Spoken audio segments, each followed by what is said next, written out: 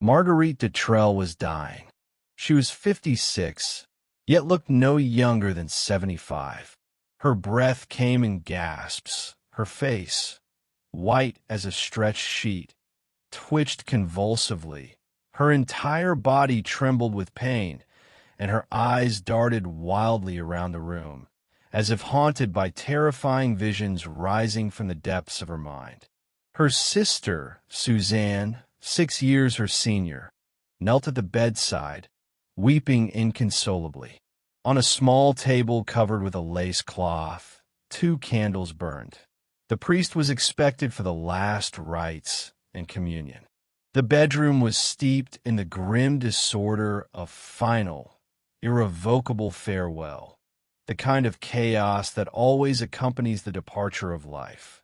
Empty medicine bottles cluttered the shelves and tables. Towels lay tossed into corners, kicked aside, or swept away in haste. Chairs and armchairs stood askew, scattered as if in panic. Death was already there, lurking, waiting. The story of the 2 sisters had long touched the hearts of those in the region.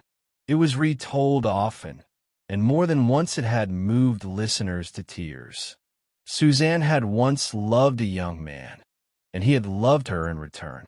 They were engaged, the wedding date already set, but the groom, Henri de Saint-Pierre, died suddenly.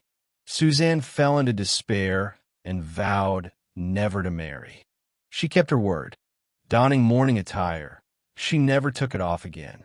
And one morning, her younger sister Marguerite, just 12 years old at the time, threw herself into Suzanne's arms and said, "Sister, I don't want you to be unhappy. I don't want you to cry your whole life. Never, never, never will I leave you. I won't marry either. I'll stay with you forever, forever, forever." Suzanne, deeply moved by this childlike devotion, kissed her sister, though she didn't believe her. But Marguerite kept her promise.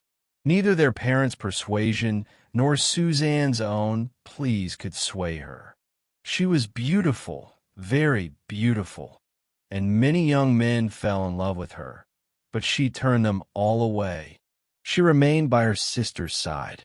They spent their entire lives together, never parting for a single day. They walked side by side along the same path, bound by ties that could not be broken. Yet Marguerite always seemed more somber, withdrawn, severe, as if the weight of her sacrifice had drained her spirit. She aged early.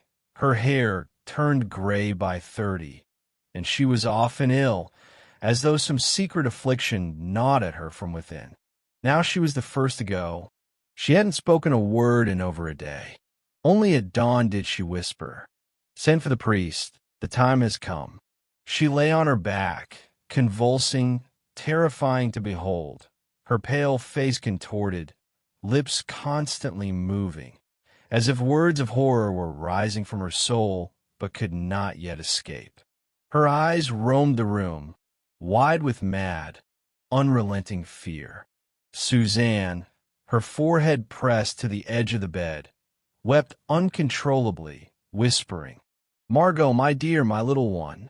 She had always called her little one, just as the younger had always called her sister.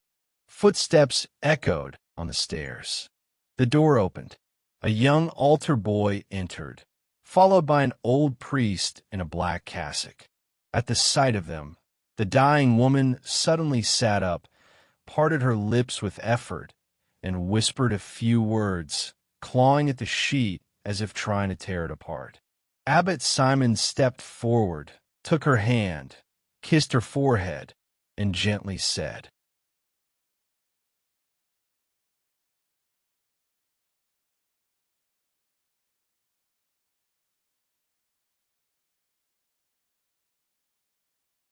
"The Lord will forgive you, my child. Be brave. The hour has come. Speak." Marguerite began to tremble so violently that the entire bed shook. She murmured, barely parting her lips, "Sister, sit down, listen. The priest leaned toward Suzanne, who was still bent over the bed, gently lifted her, seated her in a chair, and, taking both sisters by the hand, said softly, "Lord, grant them strength, be merciful, O Lord." And Marguerite began to speak. Her words came in hoarse, broken bursts, as if fading before they could fully form. Forgive me, sister. Oh, if only you knew how I've feared this moment all my life." Suzanne, her face soaked in tears, whispered, "What is there to forgive, my little one? You gave me everything, sacrificed yourself for me. You're an angel." But Marguerite interrupted sharply. "No. Hush, let me speak. Don't interrupt. I'm afraid. I must say it all to the end. Don't move. Listen, do you remember? Henri." Suzanne flinched, her eyes darting toward her sister. Marguerite continued, "Listen to me, and you'll understand everything. I was 12 then, only 12. You remember, don't you? I was spoiled, did whatever I pleased. You remember how they indulged me? Listen, when he first came to our house, he wore polished boots. He dismounted at the porch, apologized for his travel attire, and said he had come to deliver some news to Father. You remember that, don't you? Don't speak, just listen." I saw him and froze. I stood in the corner of the drawing room, motionless, while he spoke with Father. Children are strange, frightening creatures. Oh, how I dreamed of him! He came again, began visiting us. I watched him with all my eyes, with all my soul. I was older than my years, more cunning than I seemed. He came more often. I thought only of him. I whispered, Henri de Saint-Pierre. And then they said he was going to marry you. Oh, sister, what grief that was, what grief. I didn't sleep for 3 nights, cried endlessly. He came every day, after breakfast, remember? Don't answer, just listen. You baked those little cakes for him, from flour, butter, and milk. He adored them. I knew how to make them too. I could still make them now if I had to. He devoured them, drank a glass of wine, and said, "Magnificent." You remember how he said that? I was jealous, madly jealous. The wedding day was approaching. Only 2 weeks left. I lost my mind. I told myself, he won't marry Suzanne. No, he'll marry me when I grow up. I'll never love anyone as I love him. But one evening, 10 days before the wedding, you were walking with him in front of the chateau under the moonlight. And there, beneath the fir tree, that big fir, he embraced you and kissed you a long, long kiss. You remember, don't you? That must have been your first kiss. Yes, you were so pale when you came back to the drawing room. I saw you. I was in the garden, hidden in the bushes. I was furious. I would have killed you both if I could. I told myself, he won't marry Suzanne. He won't marry anyone. I can't bear it. And suddenly, I hated him. Do you know what I did? Listen, I saw the gardener preparing poison for stray dogs. He smashed a bottle with a stone and placed crushed glass into a meatball. I took a vial from Mother's cabinet, shattered it with a hammer, and hid the shards in my pocket. It was a glittering powder. The next day, when you baked the cakes, I cut them open and mixed in the powder. He ate 3, and I ate 1 too. I threw the remaining 6 into the pond. 2 swans died 3 days later. Remember? Don't speak, listen.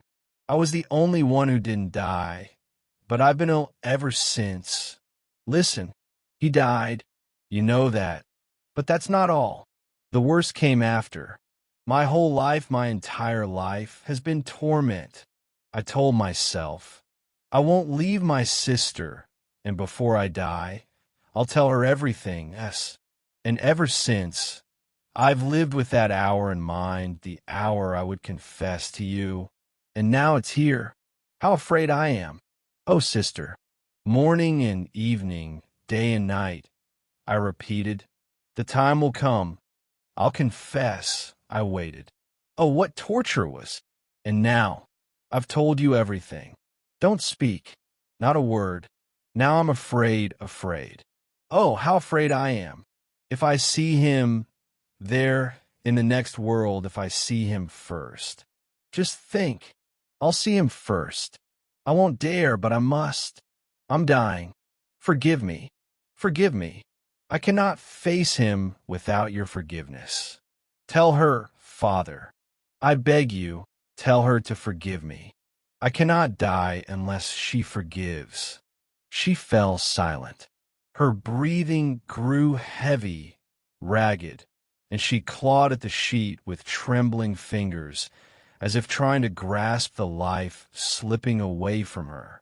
Suzanne covered her face with both hands and remained motionless. Her thoughts returned to him, the one she could have loved for a lifetime. What a beautiful fate they might have shared. She saw him again in the vanished past, distant and forever dimmed. Oh, beloved dead, how they torment our hearts. And that kiss, his only kiss, she had kept it in her soul like a sacred relic. And after that, nothing, nothing for the rest of her life. Suddenly, the priest straightened and cried out, his voice trembling. Mademoiselle Suzanne, your sister is leaving.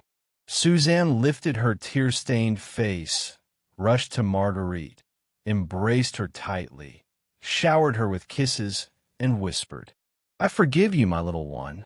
I forgive you. Ladies and gentlemen, subscribe to the channel so you don't miss new stories. Share your thoughts and impressions in the comments. I'd be delighted to hear from you.